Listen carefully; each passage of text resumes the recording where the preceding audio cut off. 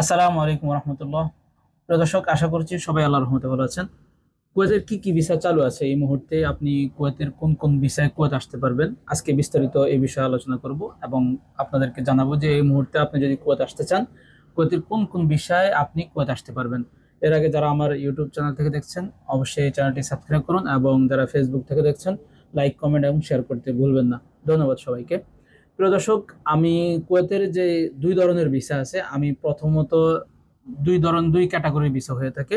একটা হলো domestic worker, অর্থাৎ হাউস ওয়ার্কার যেগুলা, এগুলো হলো এক ধরনের, এগুলো হলো এক ধরনের ভিসা, ঠিক আছে।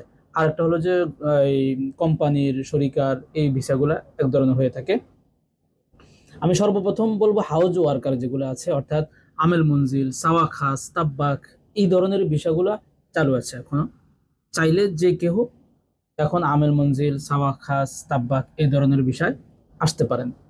এবং যদি কেউ চায়, যদি কারো কোনো কোনো কুয়েতি চায় যে লোক আনতে, তাহলে সে চাইলে 1 সপ্তাহের ভিতরে, তার যদি ভালো অবস্থা থাকে, তাহলে সে অবস্থার মাধ্যমে 1 সপ্তাহের ভিতরে ভিসা উঠাইতে পারবে, কোনো অসুবিধা হবে না। এক্ষেত্রে আপনার কুয়েতের ভিসা অবশ্যই জানা আছে সবারই, এই প্রত্যেকেরই নামের উপরে হয়ে থাকে, অর্থাৎ আগে পাসপোর্ট নেয়, পাসপোর্ট কপি, পাসপোর্ট নামের উপরে ভিসা উঠে থাকে আর কি।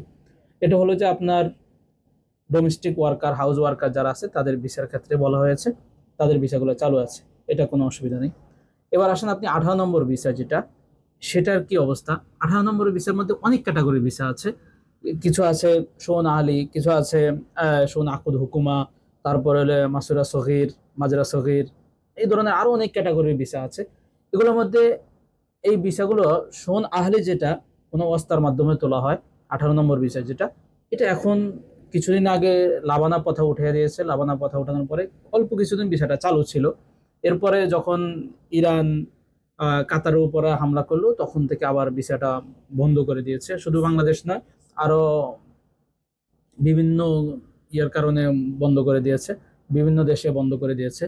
তো সেটা এখনো বন্ধ আছে, 3 মাসের জন্য বন্ধ করে দিয়েছে। এরপরে আকুদ হুকুমা, অর্থাৎ সরকারি প্রজেক্টে যারা কাজে আসে, ক্লিনার ভিসায়, তারপরে হলো যে বিভিন্ন বলদিয়ার কাজে, বিভিন্ন কাজে যখন যারা আসে, সেই ভিসাগুলাও উঠে, কিন্তু অনেকটাই সময় লাগে।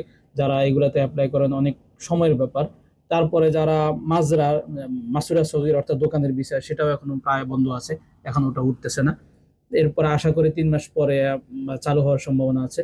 এরপরে মাজরা যারা আছে, মাজরা এগুলা থেকে কিছু ভিসা ভিসা উঠে, যারা উঠাইতে পারে, যাদের অবস্থা ভালো, তারা উঠাইতে পারে আর কি। এ ধরনের আরো কিছু আছে। তবে সবচেয়ে বড় বিষয় হলো যে সোনাহালি যেটা, এবং আকুদ হুকুমা 18 নম্বরে যেটা বলা হয়, সেটা অনেক ক্ষেত্রে সোনাহালিটা একবারে বন্ধ আছে, ওটা এখন উঠতেছে না। লাবানা প্রথা উঠে যাওয়ার পরেও, যখন যে ইরান যখন কাতার উপর হামলা করলো, তখন থেকে বন্ধ করে দেওয়া হয়েছে। এরপরে 3 মাসের জন্য বন্ধ করা হয়েছে, এখনো সেটা আর চালু হয়নি। এরপরে এখনো এর মাঝে মাঝে মাঝেও কিছু আকুদ হুকুমার ভিসা উঠে থাকে, কোম্পানির ক্লিনার, তারপরে ক্লিনার সবচেয়ে এখনো ভিসার মধ্যে সবচেয়ে হলো ক্লিনার ভিসাটাই বেশি উঠে থাকে। হসপিটাল, তারপরে এই ধরনের সব ধরনের এই ওয়ার্কার কাজের মধ্যে, বলদিয়ার কাজের মধ্যে এই ভিসাগুলা মাঝে মধ্যে উঠে। তবে সময় সাপেক্ষের ব্যাপার। আহলি ভিসা ওঠার জন্য অবশ্যই সময় সাপেক্ষের ব্যাপার। যারা আহলি ভিসার জন্য আবেদন করেছেন, তারা অবশ্যই সময় দিয়ে, ধৈর্য সহকারে, তবে ভালো কোনো মানুষের কাছে, ভালো কোনো ব্যক্তির কাছে, বিশ্বস্ত কোনো লোকের কাছে দিবেন, যাতে করে আশা করে আপনি কোনো প্রতারিত না হন। ধন্যবাদ সবাইকে। আজকে এই পর্যন্ত। ভালো থাকবেন। আসসালামু আলাইকুম।